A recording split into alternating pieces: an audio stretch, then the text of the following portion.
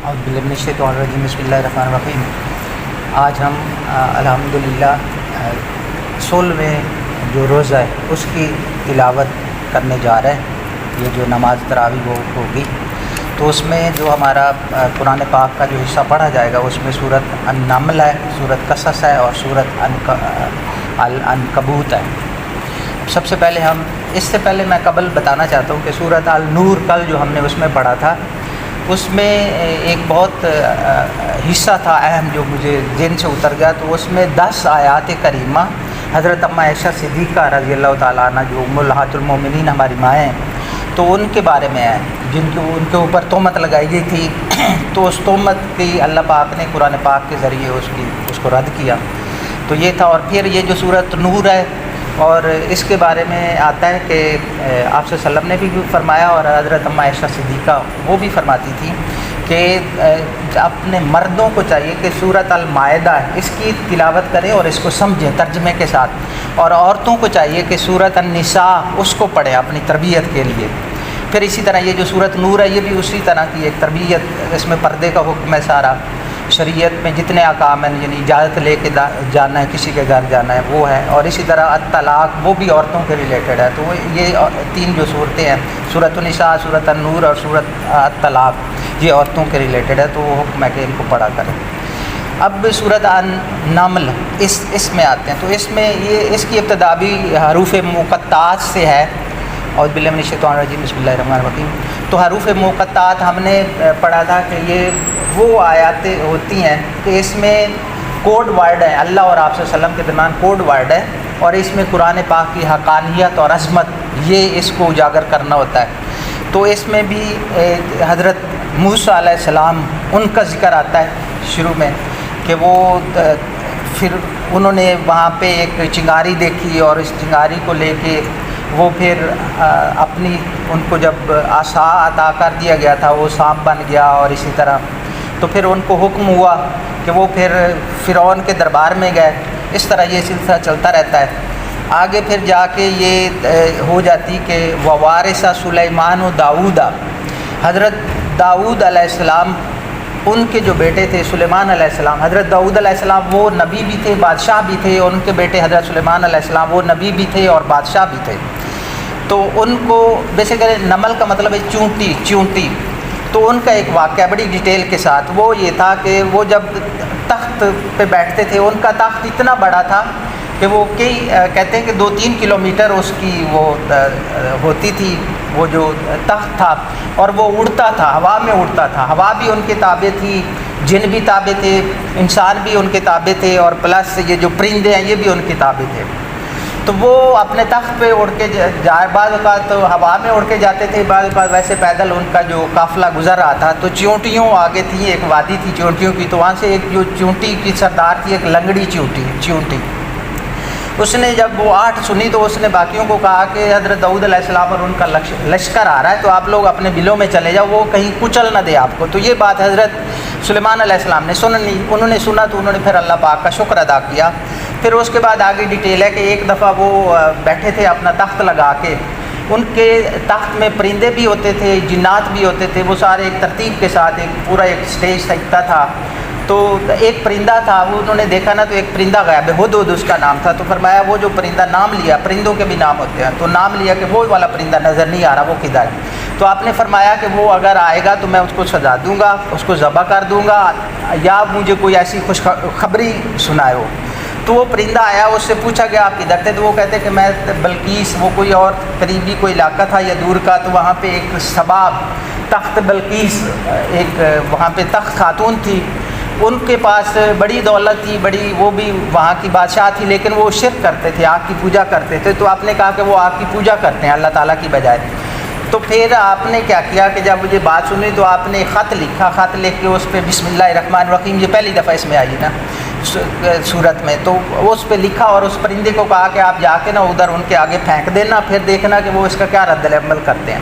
تو پرندہ ادھر گیا، اس نے جا کے پھینکی، تو جب انہوں نے وہ پڑھا تو پڑھنے کے بعد اس نے اپنے جتنے تھے وزیر ان کو بلایا، ہمشیر، ان کو کہا کہ اس طرح نا یہ ان کی چٹھی آئی ہے کہ آپ مسلمان ہو جاؤ یا پھر یہ کہ ہم حملہ کر دیں گے، تو آپ کیا کہتے ہو؟ تو انہوں نے کہا کہ ہم لڑنے کے لیے ہیں، آپ کے ساتھی ہیں۔ تو یہ باقی آپ کی مرضی۔ تو اس نے کہا کہ یہ جو بادشاہ ہوتے ہیں نا یہ حملہ کرتے ہیں اور پھر جو اس کے بادشاہ بڑے لوگ ہوتے ہیں نا ان کو بڑا ذلیل کرتے ہیں۔ تو اس نے پھر تحائف کچھ نا تحائف وغیرہ نا وہ ایک اپنا ایلچی بھیجا سفیر بنا کے، تحفے لے کے وہ گیا حضرت سلیمان علیہ السلام کے پاس۔ یہ سارے واقعہ اس کے اندر ہے۔ تو حضرت سلیمان علیہ السلام نے جب اس کے تحفے دیکھے تو انہوں نے پھر اپنے جو چیزیں تھیں نا وہ دکھائی اور وہ واپس کر دی۔ انہوں نے کہا کہ ہمارے لیے ان کی اہمیت نہیں ہے ان تحفوں کی۔ پھر اس کے بعد وہ اس نے واپس جا کے بتایا تو وہ بلقیس جو تھی اس نے پھر یہی کیا کہ ہم سارے نا مل کے ان کے ادھر ہی چلتے ہیں، وہاں جا کے ہم مسلمان ہو جاتے، یہ ارادہ کر لیا۔ ابھی ادھر سے چلے تھے نا تو اتنے میں حضرت سلیمان علیہ السلام ان کے جو بیٹھک لگ رہی تھی تو اس میں جنات انسان سارے تھے۔ تو آپ نے کہا کہ میں چاہتا ہوں کہ وہ جو تخت بلقیس ہے نا کوئی ادھر لے کے آ جائے، کوئی لا سکتا ہے؟ تو اس میں سے ایک جن نے کہا کہ میں لا سکتا ہوں، یہ مجلس برخاست ہونے سے پہلے میں لے کے آ جاؤں گا۔ آپ نے کہا کہ نہیں، اس سے بھی پہلے چاہیے۔ تو ایک اور جو کتاب تھی ان کے اوپر اتری ہوئی تھی، اس کا جو عالم تھا، ایک کتاب کا علم رکھنے والا آصف بن برقیہ، وہ تفسیروں میں آتا ہے اس کا نام تھا، تو اس نے جو ہی بات سنی نا تو اس نے کہا کہ میں آنکھ جھپکنے سے بھی پہلے لا سکتا ہوں۔ تو وہ ادھر ہی وہ فوراً موجود پا لیا تھا۔ تو وہ بہت بڑا تھا، اس کے کہتے ہیں کہ 60 میٹر یا 80 میٹر اس کی لمبائی چوڑائی ہائٹ اس طرح تھی۔ تو وہ ادھر پہنچ گیا۔ جب وہ ادھر آیا تو انہوں نے کیا کیا کہ اس کو تھوڑا سا امینڈ کر دیا اور ادھر رکھ دیا۔ تو جب وہ بلقیس ملکہ جو تھی وہ جب آئی تو اس نے دیکھا تو آپ نے اس کو کہا کہ آپ اس تخت کو پہچانتی ہے؟ تو آپ نے اس سے پوچھا پہلے، تو وہ اس نے دیکھ کے نا وہ کہتی ہاں پہچانتی ہوں، یہ میرا ہی تخت ہے۔ تو اب وہ جب یہ کام ہو گیا اس کے بعد پھر آپ نے کیا کیا کہ اپنا جو ان کا صحرا تھا، جو محل تھا، اس کے آگے ایک تالاب پانی کا تھا، پانی کے اوپر انہوں نے قواریر لفظ آیا نا کہ کرسٹل، فانوس یہ شیشوں کو کہتے ہیں، قواریر عربی میں لفظ ہے، کرسٹل جو اس سے بھی فائن ہوتے ہیں ان کو کہتے ہیں۔ تو ان کی پیور لگائے، یہ ہمارے سعید الرحمان بھی وہی پیور لگاتے ہیں۔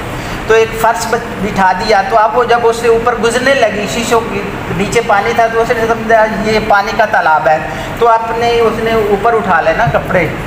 تو جب وہ گزری تو انہوں نے کہا کہ نہیں یہ پانی نہیں ہے، یہ شیشے کا۔ تو وہ دیکھ کے بڑی حیران ہو گئی۔ تو پھر اس کے بعد وہ مسلمان ہو گئی۔ تو اسی طرح یہ چلتے آگے پھر جو پارہ 20 ہے اس کے اندر، اس میں اللہ پاک نے ارشاد فرمایا الہکم مع اللہ، کیا اللہ کے ساتھ کوئی اور بھی اس کا کوئی معبود ہے یا اللہ کا کوئی اور شریک ہے؟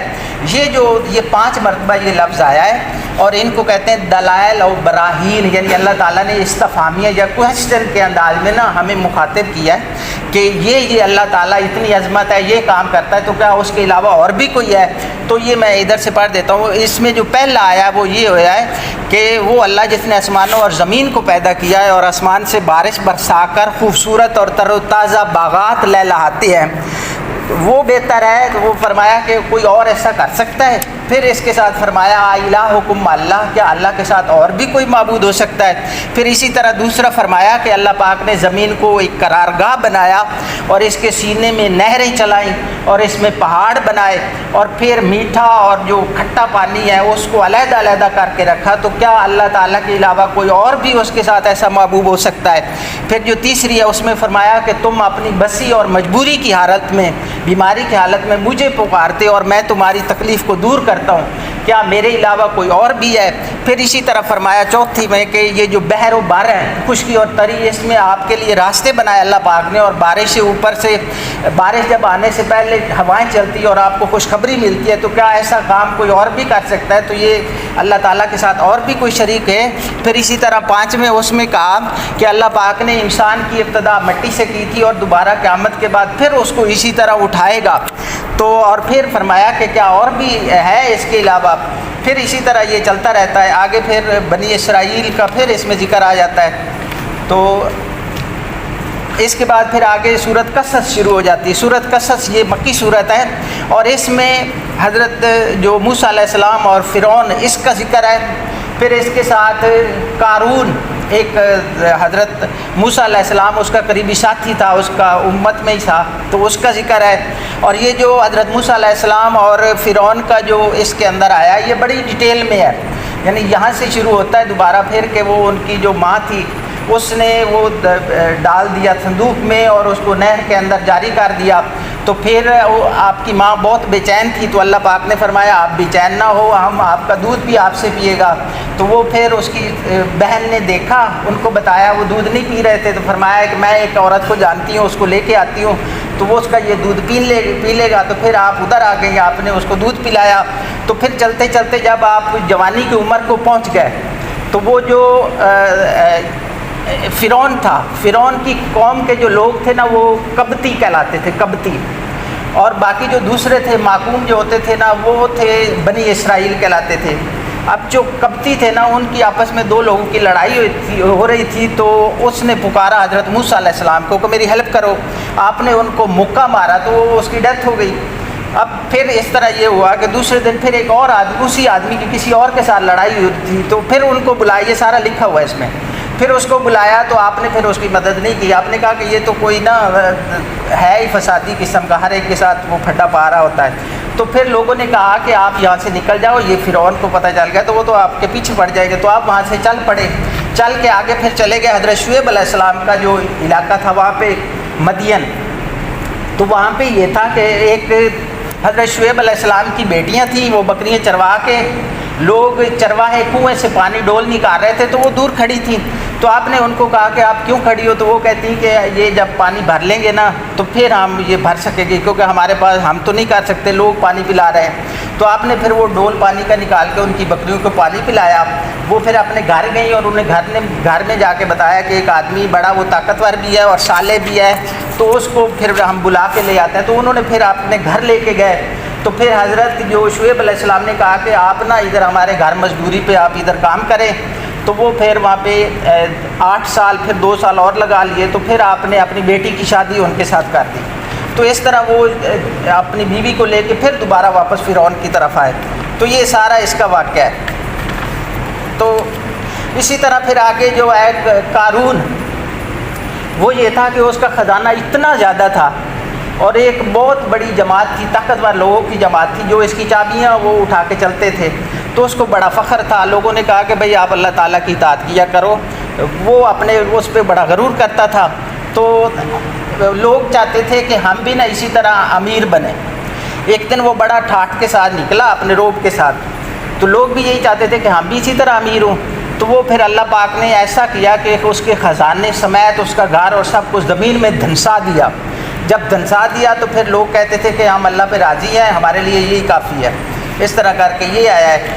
پھر آگے چلتے چلتے اس کے بعد سورت یہ جو عنکبوت ہے، اس میں ہے کہ یہ جو مومن تھے، مومن اور پھر کچھ ایسے لوگ تھے جن کے ایمان تھوڑے ویک تھے، تو ان کے بارے میں ہے کہ یہ جو مومن ہوتے ہیں ان کے اوپر آزمائشیں آتی ہیں۔